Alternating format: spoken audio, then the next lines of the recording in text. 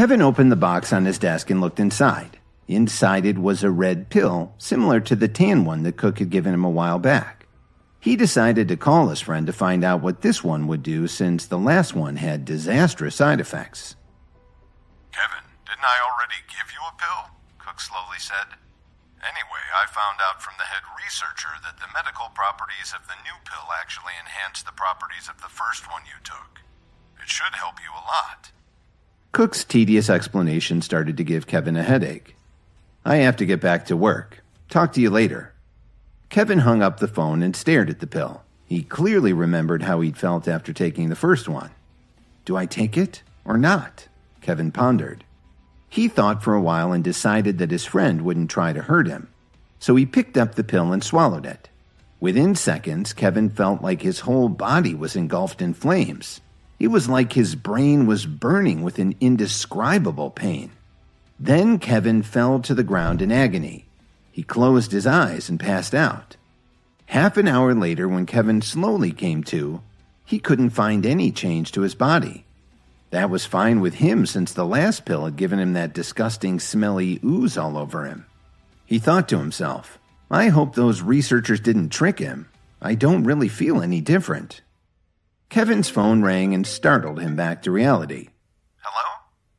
Hello, is this Kevin? Kevin didn't recognize the charming voice that was speaking to him. Who's this? Kevin asked in confusion. This is Phoebe Anderson. We met at the Whitzler Hotel. She paused for a moment. At the celebration the family threw after getting the Williams contract. The event had turned into a real mess because of Jason's behavior, but Kevin hadn't forgotten her. Oh, of course. I remember you now. What can I do for you? He was polite, but still had his doubts about what he was getting into. He hadn't spoken with Phoebe since that day. Why would she suddenly call him out of the blue? I've been meaning to ask you. At Grandma Jones's birthday party, did you give her an antique tiara? She asked with a hint of curiosity. Yes, why? Kevin asked in an aloof tone.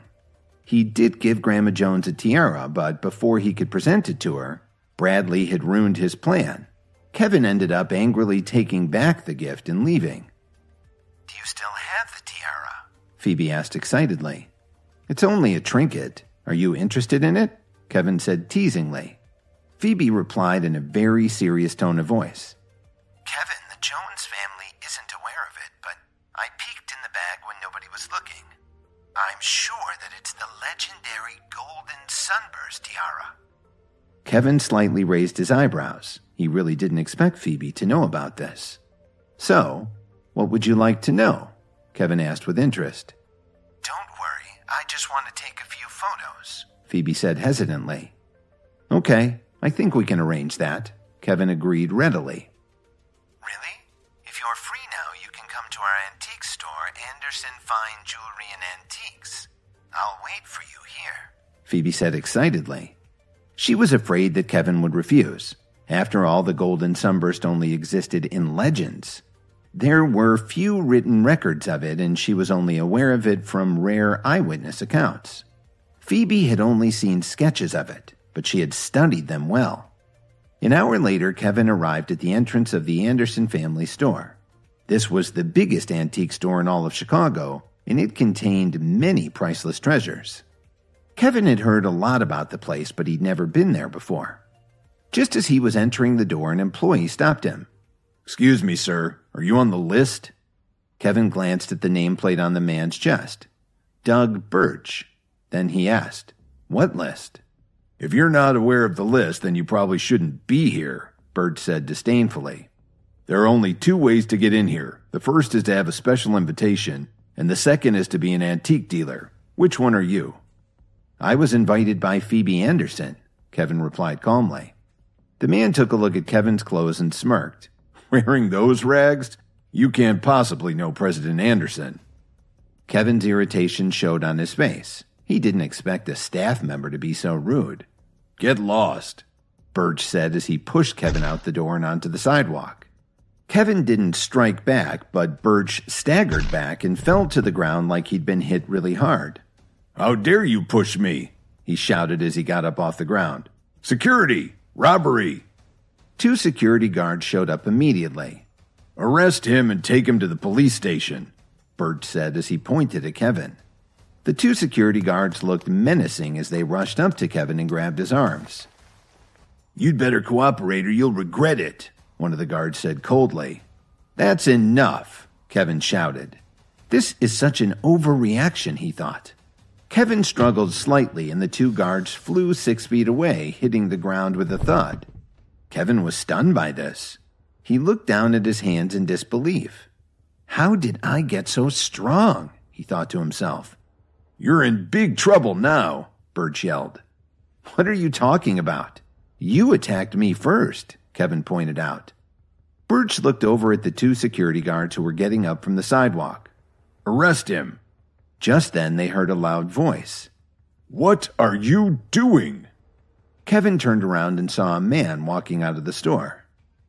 "Sir, you have to help me." Birch quickly ran to the store's manager, Stephen Burrows, and sobbed. "He came here to rob the store. When I tried to stop him, he threw me to the ground." He continued his accusation. "Then he beat up these two guards." Burrows walked up to Kevin. "Sir, do you have a reasonable explanation for this?" He looked threatening but remained polite. "Who do you believe, me or him?" Kevin asked flatly. Burrows frowned, turned around, and said to Birch and the guards, "Please show him off the property." "All right, Mr. Burrows," Birch said with a smile. He stared spitefully at Kevin and said, "So you want to cause trouble? Well, I'll teach you a lesson." A moment later, Birch was lying on the ground, staring up at Kevin. Half of his face immediately swelled up. Kevin had barely touched him. "This is getting annoying," Kevin said unemotionally. "You're a dead man," Birch growled as he rubbed his face. When Burrows saw this, he was very upset. "Do you have a death wish or something?" Burrows had lost patience with Kevin. Kevin decided he'd wasted enough time with these stooges. He took out his phone and called Phoebe. "If you're not down at the front door in 2 minutes, I'm out of here." He didn't give Phoebe a chance to respond. He just hung up the phone. "It's useless to call for help. We're calling the police. But first we're going to beat the crap out of you," Birch shouted as he struggled to get up. He stood next to the manager and glared at Kevin. In fact, Birch and manager Burrows were cousins. Burrows used his influence to get him his job as the head of security. Needless to say, the job and his family connection went to Birch's head. "Mr. Birch, he looks pretty poor. I don't think he can even afford a lawyer," one of the security guards said. "That's right. His clothes look like he got them at the thrift store," the other guard said. "I don't care," Birch responded. Then he turned to look at Burrows. "Cousin, I'll leave it up to you." Burrows took a deep breath and walked over to Kevin. "You've been a lot of trouble today. I think I'll let security spend a little time with you before we send you to the police station." The manager's attitude gave Kevin an uneasy feeling. How would he get out of this without even more trouble? Suddenly, they heard a woman's voice from the entrance. Phoebe practically ran out the door.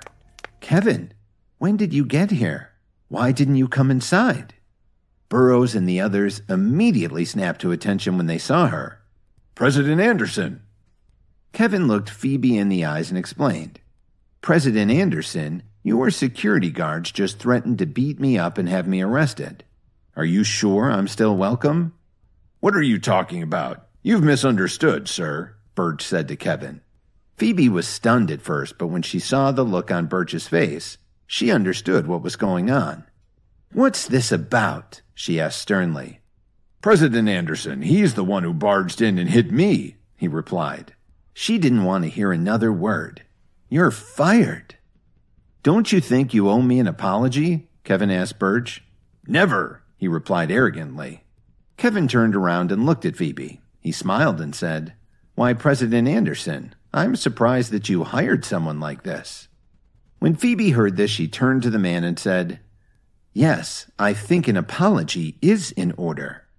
Birch was about to argue with her, but he decided it would be easier to just apologize. "Yes, ma'am." "Then what are you waiting for? If you want to continue working here, you have to apologize to this gentleman." Phoebe crossed her arms and waited. Burrows closed his eyes. He knew that his cousin had finally gone too far and had been rude to the wrong person. Even though he was the store manager, he was an Anderson family employee. There was no way he was going to stand up for his cousin. On top of that, he didn't expect Kevin to be so important, especially the way he was dressed. Birch walked meekly over to Kevin and said quietly, "Sir, I apologize." Kevin cupped his ear and said, "I'm sorry, I don't think I heard you." Birch took a deep breath and shouted, "I'm sorry, sir." "That's better," Kevin said with a slight smile. Then Kevin handed the bag containing the gold sunburst tiara to Phoebe. "Here you go. Go ahead and take all the photos you want." She looked very excited. She immediately grabbed Kevin's elbow and pulled him into the shop. Phoebe led him into the store's photography studio. She set up a camera and placed the tiara on a beautiful backdrop that helped highlight all the details of the piece. Kevin watched her intently. After taking quite a lot of shots, Phoebe turned off the studio lights and put the camera away. She turned to Kevin and said, "Thank you so much." "No problem. If you ever want to see it again, just give me a call, anytime." Kevin slowly put the valuable item back in his bag. Phoebe nodded.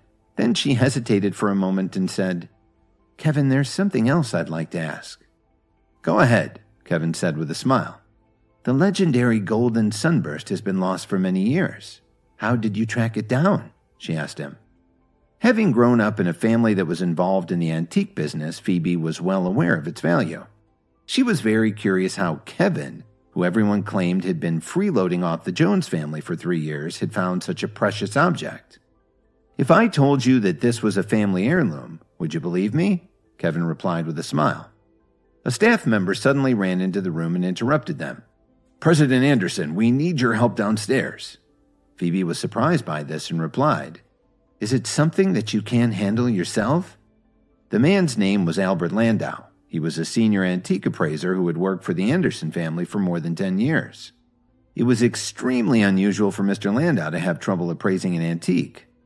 "This gentleman has brought a string of antique pearls. There's something about their quality that's giving me some trouble arriving at a value. I really can't make a decision," Mr. Landau said somewhat awkwardly. Kevin wondered if he might be able to help. Hi guys, Kevin here. Listen to full episodes of Insta Empire exclusively on the Pocket FM app. Click the link in the description to install the app now.